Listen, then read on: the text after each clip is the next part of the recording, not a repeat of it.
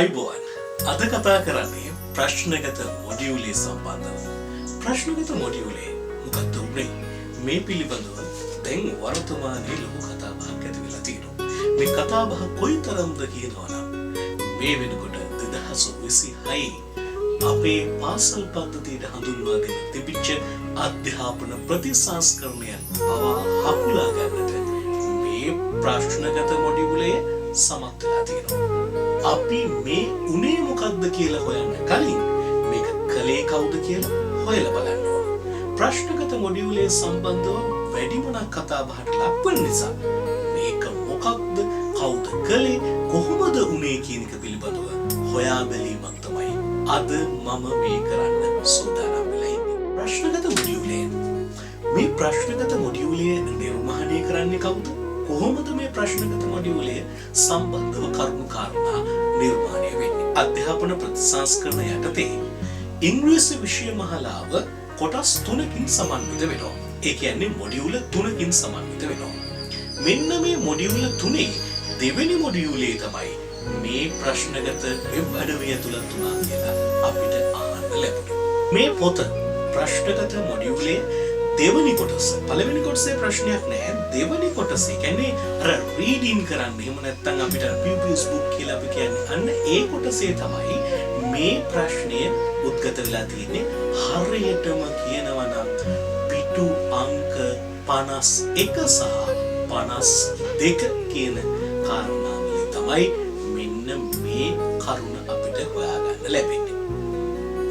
මේ පිටු අංක 51 සහ 52 තුල ඇතුළත් වෙන මේ කරුණ, මේ වෙබ් අඩවිය සඳහන් වෙලා තියෙන්නේ මොනවද? මුලින් උඩින් දාලා තියෙන ඔබට පේනවා උඩ කොටසේ තියෙනවා eBay පිළිබඳව. eBay වලගේ අපි කොහොමද ප්‍රොෆයිල් එකක් නිර්මාණය කරගන්නේ? eBay වලගේ ප්‍රොෆයිල් එකකින් අපි කතා කරන්නේ කොහොමද? මේ ආදී වශයෙන් කරුණු කාරණා කියලා අපිට තවත් වෙබ් එකකට යන්න කියලා ආරාධනා කරනවා. අන්න ඒ ආරාධනාව තමයි ඇත්තටම ප්‍රශ්නයක් වෙලා තියෙන්නේ. මොකද මේ යන්න කියන වෙබ් එකේ හදන්න කියන ප්‍රොෆයිල් එක හැදුවොත් අපිට අලුත් යාළුවෝ හම්බෙයි කියලාද කියන්නේ? ඔව්, අලුත් යාළුවෝ හම්බෙයි. හැබැයි ඒ හොඳ අලුත් යාළුවෝ නම් නෙමෙයි. අන්න ඒක තමයි ප්‍රශ්නේ. ඇයි මේකට eBay එකක් දාලා තියෙන්නේ? ඇයි මේ ප්‍රොෆයිල් එක නිර්මාණය කරන්න eBay පැත්තට ගියේ? ඇයි මේ ප්‍රොෆයිල් එක නිර්මාණය කරන්න වෙන පැත්තකට ගියේ? ඉතින් අපිට බැරිද Instagram එක, LinkedIn account එකක් මේ වගේ දෙයකට යන්න? මොකද LinkedIn කියන්නේ බහුතරයක් දෙනා පාවිච්චි කරන වෙබ්සයිට් එකක්. ඊටත් අමතරව Twitter සමාජ මාධ්‍ය හඳුන්වා දෙන්න බැරිද? අපි දන්නවා ඩොනල්ඩ් ට්‍රම්ප් මහත්තයා Taman ගන්න තීන්දුව ඔක්කොම කියන්නේ තමන්ගේ Twitter ගිණුමේ. ඉතින් අපිට පුළුවන් Twitter ගිණුමක් මේකට ඇතුළත් කරන්න. ඇයි මේ eBay එකක් සහ මේ වෙබ් එකක් දාගත්තේ? ඔන්න ඔතන තමයි තියෙන්නේ ප්‍රශ්නේ. ඔන්න ඔය තමයි මේ ප්‍රශ්නගත මොඩියුලේ අපිට හම්බ වෙන ප්‍රශ්නේ. මොකක්ද මේ වෙබ් අඩවිය? මොකක්ද උනේ? ඔය කරුණු කාරණා හොයන්න කලින් අපි බලමු කවුද මේ පොත අච්චු ගැහුවේ කියලා. කරපු වැඩේ වගේම කරපු මිනිහා අපි හඳුනගෙන ඉන්න ඕනේ. ඒ නිසා කරපු වැඩේ වැරදි, ඒ වැඩේ වැරද්ද වගේම කවුද මේක කළේ, කොහොමද මේක උනේ, කවුද මේක කියන්නේ කියන කාරණාවන් පිළිබඳව අවධානය යොමු කරමු. හැඳින්වීම සඳහන් වෙන්නේ ප්‍රොෆෙසර් මංජුලා විතානපතිරණ කියලා කෙනෙක් තමයි අපිට හම්බ වෙන්නේ මේ මොඩියුලේ නිර්මාණය කරන්න අනුබල දීම. එහෙම නැත්නම් ඩෙපියුටි ජෙනරල් මැනේජර් විදියට ඉන්න එකේ. ඊළඟට අපිට හම්බ වෙනවා ඩොක්ටර් දර්ශන සමරවීර. දර්ශන සමරවීරත් අපිට හම්බ වෙනවා මේ කතාවේ තවත් කතානායකයෙක් විදියට. කවුද මේ ප්‍රොෆෙසර් මංජුලා විතානපතිරණ කියන්නේ? මෙයාට ආචාර්ය උපාධියක් තියෙනවා කැලණිය විශ්වවිද්‍යාලයේ පාලි සහ සිංහල භාෂාවන් සංස්කෘතිය පිළිබඳව ආචාර්ය උපාධියක් තියෙන පුද්ගලයෙක්. ඉතින් මෙහෙම ආචාර්ය උපාධියක් තියෙන පුද්ගලයෙක්ගෙන් මෙහෙම සංස්කෘතිය ගැන දන්න කෙනෙක්ගෙන් මේ වගේ වැරද්දක් විය හැකිද? හිතලා බලන්න ඕන කාරණාවක් තියෙනවා මෙතන. ඊළඟට එතුමියා ඒක කළේ ඇයි? එතුමියා මේකට අනුබල දුන්නා නම් ඒ අනුබල දුන්නේ කොහොමද? ඇයි මෙහෙම කළේ? මේක ප්‍රශ්නයක්නේ. මොකද 2026 නිර්මාණය කරන්න තිබුණු අධ්‍යාපනය තව අවුරුද්දකට පස්සට යනවා. අවුරුද්දක් කියලා කියන්නේ දින 365ක්. දින 365ක් ඇතුළත කොයිතරම්නම් විපර්යාසයක් ලෝකයේ තුල මේ විශ්වය තුල නිර්මාණය වෙන්න පුළුවන්. ඒ නිසා දරුවන්ගේ අනාගතයයි මේ විදිහට පස්සට ඇදලා තියෙන්නේ. ඊළඟට මේ වැඩේදී මේ සම්බන්ධව කටයුතු කළේ මේ ආචාර්ය මණ්ඩලය හොයලා දුන්නේ, මේ පොත නිර්මාණය කරන්න ආචාර්ය මණ්ඩලය හොයලා දුන්නේ කවුද? Miss W.A.M. චාපා වෙලගෙදර තමයි ප්‍රධාන කෝඩිනේටර් විදිහට වැඩ කරන්නේ. එයත් එක්ක ඉන්නවා සහායට මිස් ජී කල්පනී රෝෂා. ඒත් එක්කම මේ දෙන්න කෝඩිනේට් කරනවා. කවුද මේ දෙන්න? මේ දෙන්න අධ්‍යාපන අමාත්‍යාංශයට අනුබද්ධ NIE ජාතික අධ්‍යාපන ආයතනයේ වැඩ කරන නිලධාරීන්. ඔවුන් අතින් මෙහෙම දේවල් වෙන්න පුළුවන්ද? කෝඩිනේට් කරලා ගෙනත් දුන්නේ කවුද? ඒකත් ප්‍රශ්නයක් නෑ. පොත නිර්මාණය කළේ කවුද? ඇත්තටම පොත නිර්මාණය කරලා තියෙන දෙන්නට පළපුරුද්දක් තියෙනවද? වර්තමානයේ කතාබහ ඒකනේ. ඉතින් ඇත්තටම මේ පොත නිර්මාණය කළේ කවුද? මේ පොත නිර්මාණය කරන්න අනුබල දුන්නේ කවුද? මේ පොත නිර්මාණය කරලා තියෙන්නේ අනුරාධපුර දිස්ත්‍රික්කයේ පාසල් දෙකක ඉංග්‍රීසි ගුරුවරියන් දෙදෙනෙක්. කවුද මේ දෙන්න? මිස් DMSM දිසානායක ඉංග්‍රීසි ටීචර් කෙනෙක්. එයා වැඩ කරන්නේ KB රත්නායක මහාවිද්‍යාලය අනුරාධපුර. ඊළඟ කෙනා කවුද? Miss WMIUK Wijeratne. එයා වැඩ කරන්නේ රඹාව සෙන්ට්‍රල් කොලේජ් අනුරාධපුර.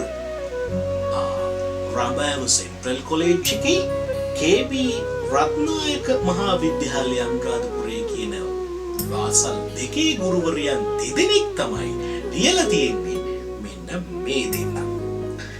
දැන් මේ දෙන්නට විතරක් වර්ධ පටවන්න පුළුවන්ද? බෑ. ඒ දෙන්නට විතරක් වර්ධ පටවන්න බෑ. මොකද මේක මේ දෙන්න ලියුවට පස්සේ එඩිට් කරපු දෙන්නෙක් ඉන්නවා. කවුද මේ එඩිටර්ලා?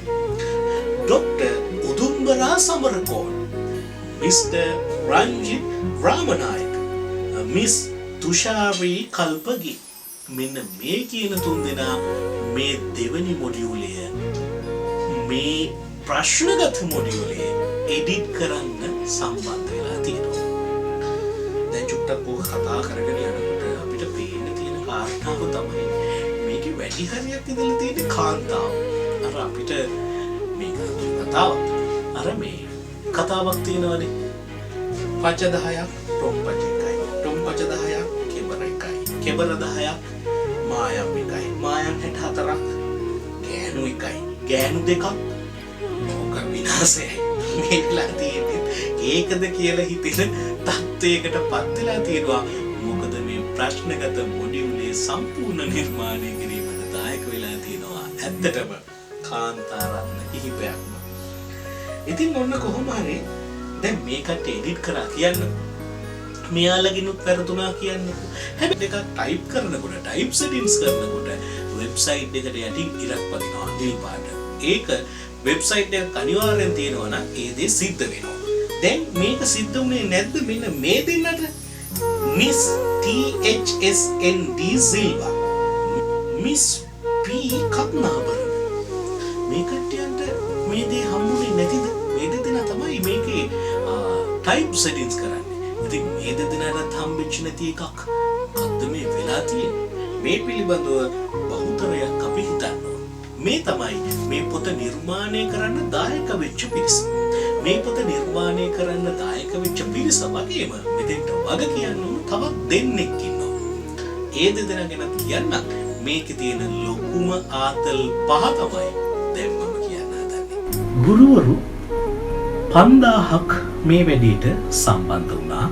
මොඩියුලත් එක්ක ඉගෙන ගත්තා ලංකාව වටේට. මේ ගුරුවරු 5000ම මේක දැක්කේ නෑ. එතන තමයි පළවෙනි ආතල් එක. දෙවෙනි ආතල් එක හාමුදුරුවෝ නමක් නෙමේක කිව්වේ. කොහොමද මේ සමලිංගික වෙබ්සයිට් එකක් පිළිබඳව උන්වහන්සේ දැනුවත් වුණේ? කවුද උන්වහන්සේට කිව්වේ? නට්ට ගීත වාදිත ගන්ධ විලේපන ධාරණ මණ්ඩල විභූෂ නට්ටානා වේරමණී සික්ඛාපදං සමාදියාම කියලා දඹදින කතිකාවතේ තියද්දි නේද මෙහෙම එකක් හාමුදුරු නමක්ම කියන්නේ. එතන හිතලා බලන්න ඕන කාරණාවකුත් තියෙනවා. එතන දෙවැනි ආතල් එක. තුන්වෙනි ආතල් එක තමයි ලොකුම ආතල් එක. මේක නිර්මාණය කරන්න මේ පොත ස්ථීර කරගන්න මේක හොඳයි කියලා කියන්නේ අධ්‍යාපන අමාත්‍යාංශයේ ලේකම්තුමා.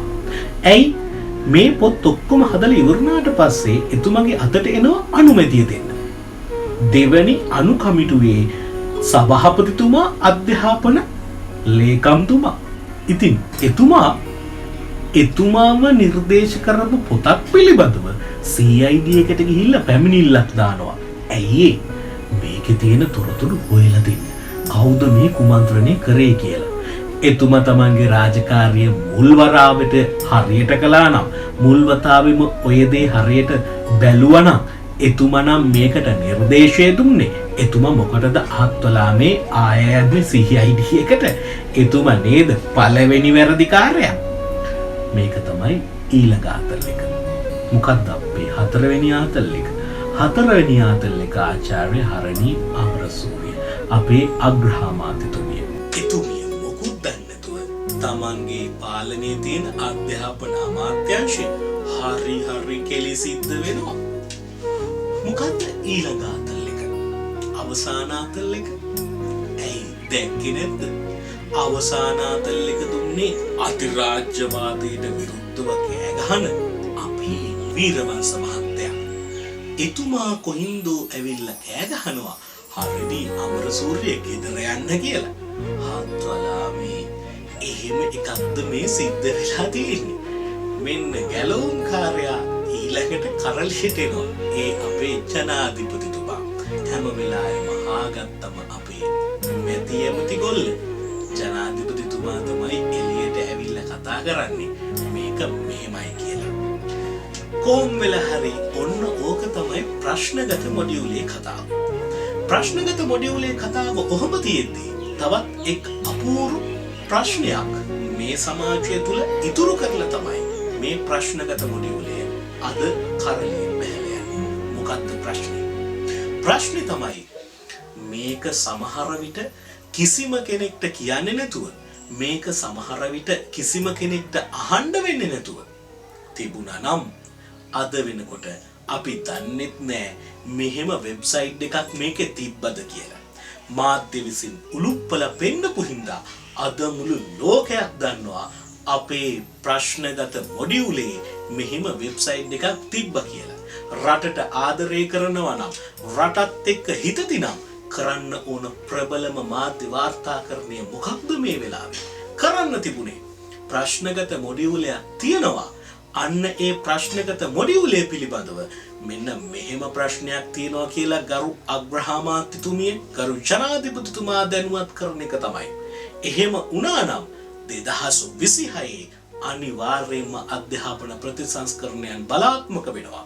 2026 අධ්‍යාපන ප්‍රතිසංස්කරණයන් බලාත්මක වුණා නම් අපේ අධ්‍යාපන ක්‍රමය උඩු යටිකුරු කරලා 21 වන සියවසට ගැළපෙන විද්‍යාර්ථයෙක් නිර්මාණය කරගන්න තිබුණා. මේ අවස්ථාව නැති වෙලා ගියේ මේ සට කපට මාධ්‍යයත්, මේ සට කපට දේශපාලනයත්, මේ සට කපට බුද්ධිමතුත් හින්දා එක් කතාවක් කියලා මගේ වැඩේ අද අවසන් කරනවා.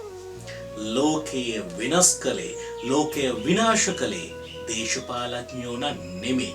දේශපාලඥයෝ කළේ ඇත්තටම එක්කෝ ඉඩමක් හොරකම් කරපු එක, නැත්තම් ගෙයක් දොරක් හොරකම් කරපු එක, නැත්තම් කාර් එකක් හොරකම් කරපු එක මූල්‍යමය වශයෙන් තමයි දේශපාලඥයෝ හොරකම් කළේ.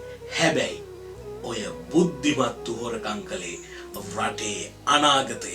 ඔය බුද්ධිමත්තු හොරකම් කළේ රටේ වටිනා සම්පත.